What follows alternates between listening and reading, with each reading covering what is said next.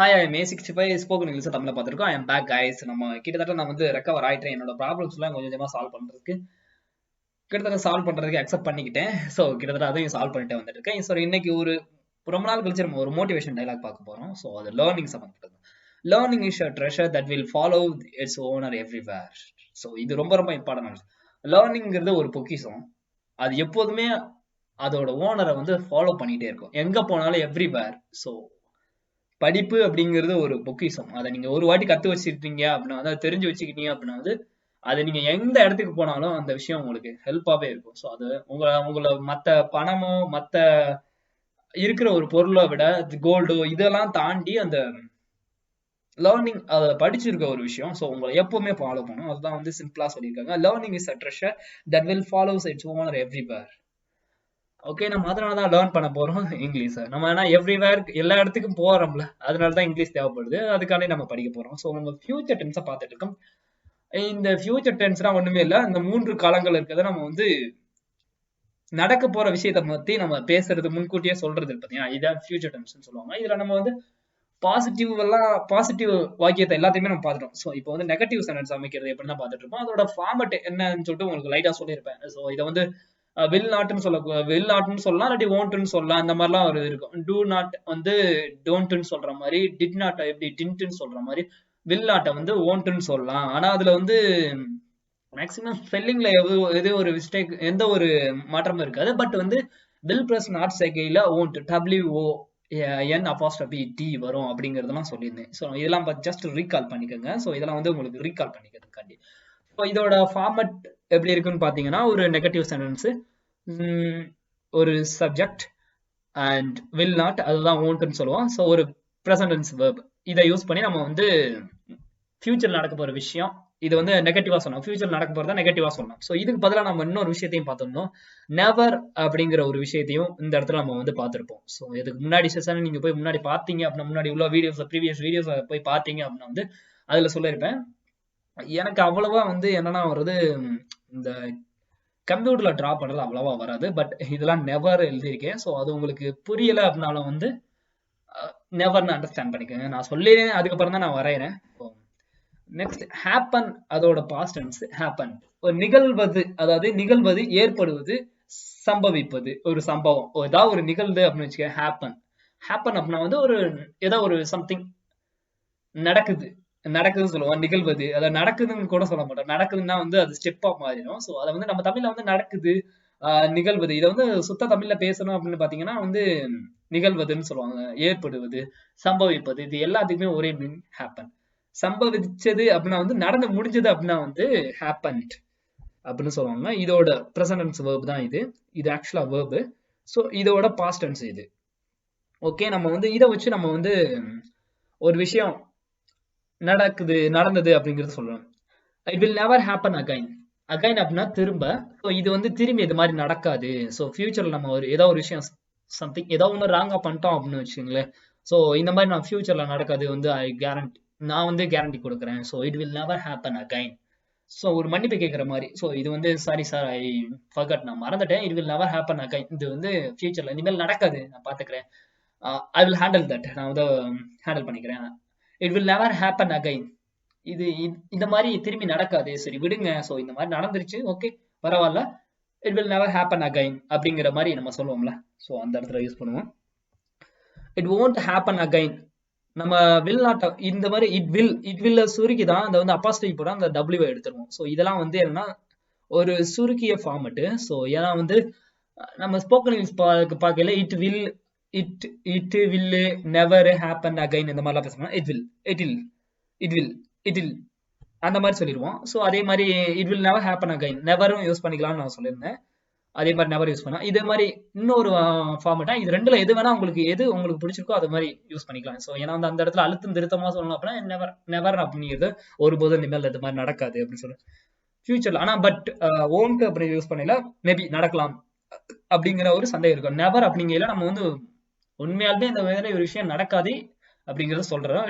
Won't அப்படின்னா இது மாதிரி நடக்கவே நடக்காது அப்படின்னு சொல்றோம்ல, அதான் நெவர் யூஸ் பண்ணுவோம். நடக்காது அப்படின்னு சொல்றதுக்காண்டி ஓன்ட் யூஸ் பண்றோம். ஸோ வில் நாட்டோட வில் நாட்டை ரெண்டு சேர்த்தோம்னா தான் அது ஓன்ட்டா மாறுது. So it won't happen again. இந்த மாதிரி திரும்பி நடக்காது அப்படி சொல்றேன்.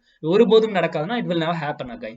ஸோ ரெண்டுல எது எது வேணுமோ அந்த சுச்சுவேஷனுக்கு ஏற்ற மாதிரி யூஸ் பண்ணுங்க. நம்ம வந்து ஒரு சென்டென்ஸை கொடுத்து அதை மனப்பாடம் பண்ணீங்க அப்படின்னு சொல்ல வரல. ஸோ இந்த மாதிரி ஒரு சுச்சுவேஷன் வந்துச்சுன்னா ஜஸ்ட் அதை யூஸ் பண்ண ஆரம்பிச்சிருங்க.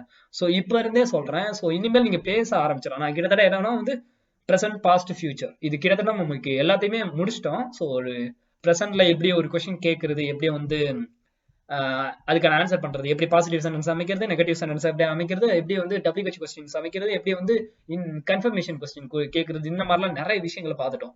கிட்டத்தட்ட நம்ம வந்து பேசுறதுக்கான எல்லா விஷயங்களையும் பார்த்துட்டோம். ஸோ வெர்பு அதுக்கு தேவையான வினைச்சொல் எல்லாத்தையுமே பார்த்துட்டோம். இதை வச்சு எப்படி வந்து ஒவ்வொரு டென்ஸுக்கு ஏத்தாப்படி ஒவ்வொரு காலத்துல எப்படி ஏத்தாப்படி வந்து எப்படி மாறுது அப்படிங்கிறதுதான். ஏன்னா ஒவ்வொரு காலத்துக்கும் ஒரு செப்பரேட் ரூல்ஸ் வச்சிருக்காங்க. அந்த ரூல்ஸை தான் நான் வந்து உங்களுக்கு சொல்லி கொடுத்துட்டு இருக்கேன்.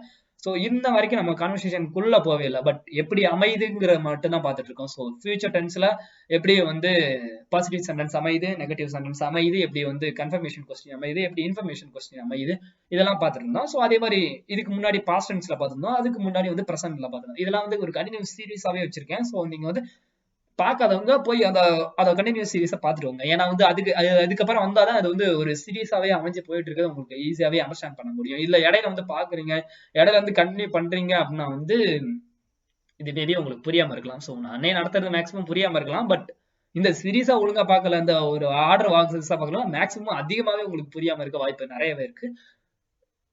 பட் நீங்க சீரீஸாவே பார்த்துட்டு வந்துங்க. ஏன்னா கொஞ்சம் டைம் எடுத்துக்கும். பட் நான் இருந்தாலும் சொல்ற விஷயங்களுக்கு வந்து அவங்க நடத்துறதோட உங்களுக்கு கேட்கறவங்களுக்கு தான் அதிக அறிவு வரும். ஏன்னா கிட்டத்தட்ட என்னோட நாலேஜே நான் உங்களுக்கு கொடுக்குறேன்னா அர்த்தம்ல. ஸோ நான் என்னென்னலாம் என்னோட மைண்ட் ஆப் என்னோட பார்வையில இருந்து பார்க்கல நிறைய விஷயங்களை எடுத்து வந்து கொடுத்துருப்பேன். நான் வந்து ஏன்னா வந்து எனக்கு தெரிஞ்ச சொல்யூஷனை கொடுக்க ஆரம்பிச்சிருப்பேன், நான் கொடுத்துருப்பேன். ஏன்னா வந்து இங்கிலீஷ்ல பேசுறதுல எனக்கு என்ன பிரச்சனை இருந்துச்சு, நான் எதனா பிரச்சனை எல்லாம் எடுத்துட்டு போனா இதை எப்படி சால்வ் பண்ணலாம் அப்படிங்கிற ஒரு கண்ணோட்டத்துல நான் எடுத்துட்டு போறதுனால உங்களுக்கு ஏதாவது பிரச்சனை இருந்துச்சுன்னா கமெண்ட் லீவ் பண்ணுங்க. மேக்ஸிமம் அதான் சால்வ் பண்ண முயற்சி பண்றேன். இது ஒரு சர்வீஸாவே நான் பண்ணலாம்னு ஒரு ஐடியால இருக்கேன். நான் வந்து இது ரெகுலராகவே போடாது ஒரு ஐடியால இருக்கேன் ஃபியூச்சர்ல. ஸோ தட்ஸ் வை உங்களுக்கு இன்ட்ரெஸ்ட் இருக்கு அப்படின்னா வந்து நம்மளோட கம்யூனிட்டியில ஜாயின் பண்ணிக்கலாம். டெலிகிராம் சேனல் இருக்கு, A65 இங்கிலீஷ் அப்படிங்கறத ஓவரா பேசிட்டு இருக்கேன்னா okay, let's go to the topic. Nothing happen அப்படின்னா நடக்காது, அந்த மாதிரி நடக்காது, ஒண்ணுமே இல்லை அப்படின்னு. நத்திங் ஹேப்பன் அப்படின்னா ஒண்ணுமே நடக்கல அப்படின்னு சொல்றது. இது வந்து நத்திங் ஹேப்பன். ஸோ இது மாதிரி இதை தொடர்ந்து என்னென்ன சென்டென்ஸ், ஏன்னா வந்து இப்பதான் வந்து ஹேப்பன் அப்படிங்கிற ஒரு வேர்பை இன்ட்ரோடியூஸ் பண்றேன். ஸோ அதனால அதை சுத்தி உள்ளதெல்லாம் கொஞ்சம் கொஞ்சமா சொல்லிடுறேன். ஏன்னா வந்து இது எப்படி வந்து நெகட்டிவ் ஃபியூச்சர் டென்ஸ்ல எப்படி நெகட்டிவ் அமைக்கிறதுன்னு சொல்லிட்டேன். ஸோ அதை சுத்தி என்ன நடக்குது அப்படின்னு. நத்திங் ஹேப்பன்னா ஒண்ணுமே நடக்கல, ஒண்ணும் இல்லை. ஸோ சொல்லுவோம்ல, nothing will happen like that. இந்த மாதிரி வந்து ஃபியூச்சர்ல நடக்காது.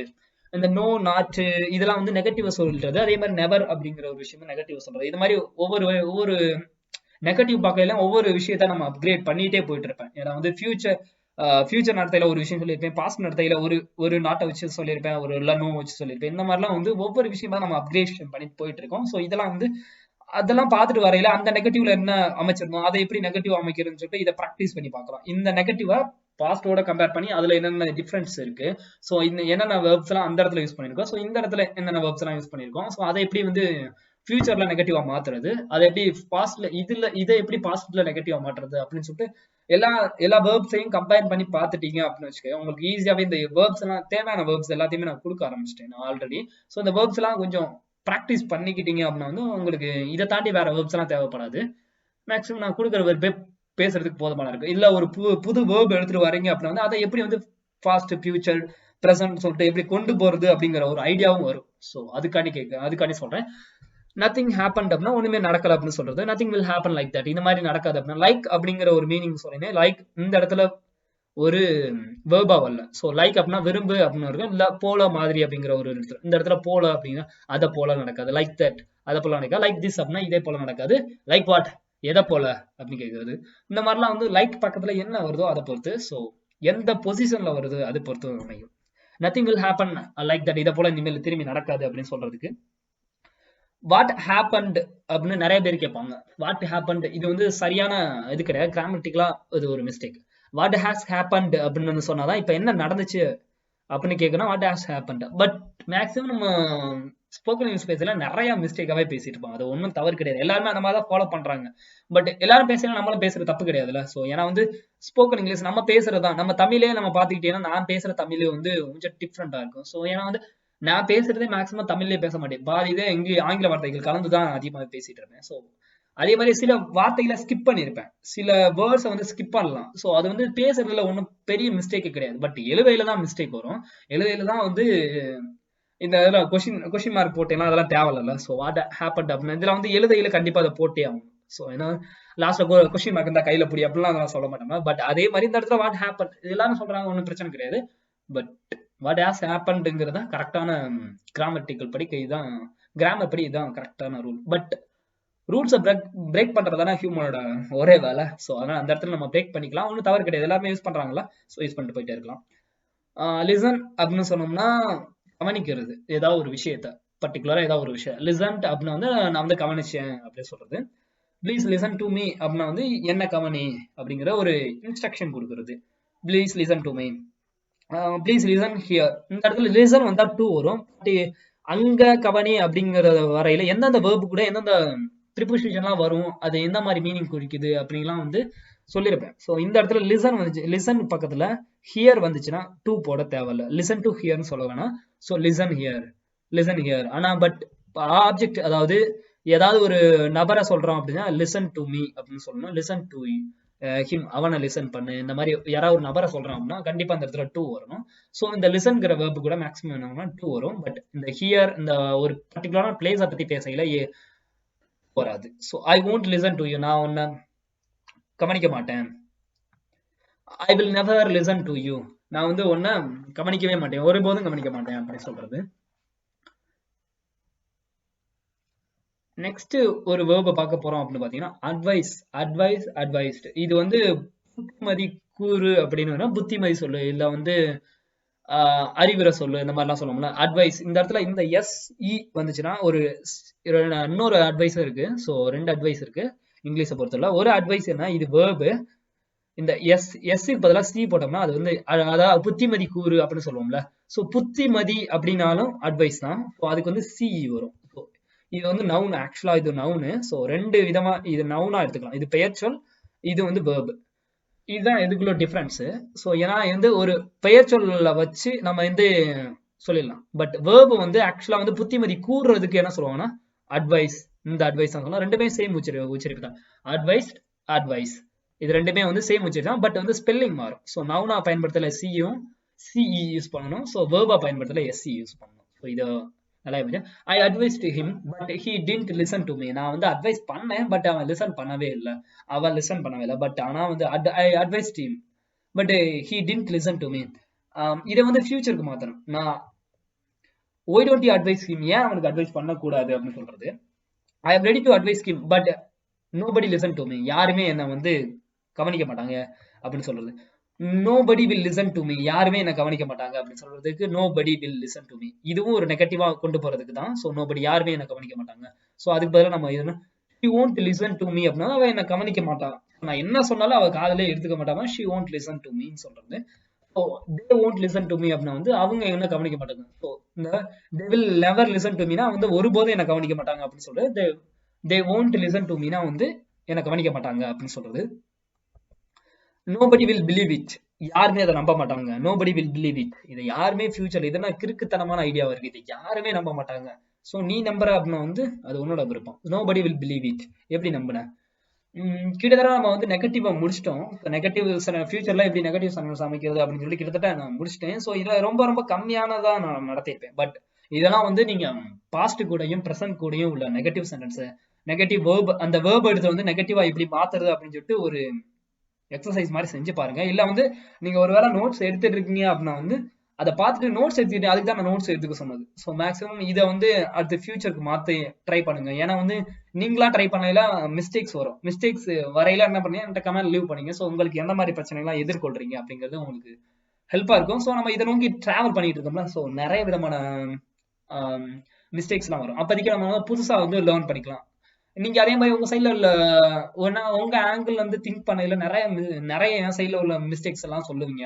சோ உங்க சைட்ல உள்ள உங்களோட கண்ணோட்டத்துல இருந்து நான் பார்க்கல, எனக்கு என்னென்னலாம் தெரியுது, நீங்க என்னெல்லாம் மிஸ்டேக் பண்ணிட்டு இருக்கீங்க, என்னென்னலாம் நான் பண்ணிட்டு இருக்கேன் அப்படிங்கிற ஒரு கமெண்ட் லீவ் பண்ணீங்கன்னா ஒரு கம்யூனிட்டியா ஃபார்ம் பண்ணோம்னா அவங்க ஈஸியாவே அவங்க மிஸ்டேக்கை திருத்திக்கலாம். ஸோ அந்த ஒரு காரணத்துக்காண்டி தான் நான் வந்து உங்களை நோட்ஸ் எடுத்துக்க சொன்னேன். ஸோ இதை ஃபியூச்சரை மாற்றுக்க மேக்ஸிமம் ட்ரை பண்ணுங்க. This is A65. Thanks for watching this video and have a nice day.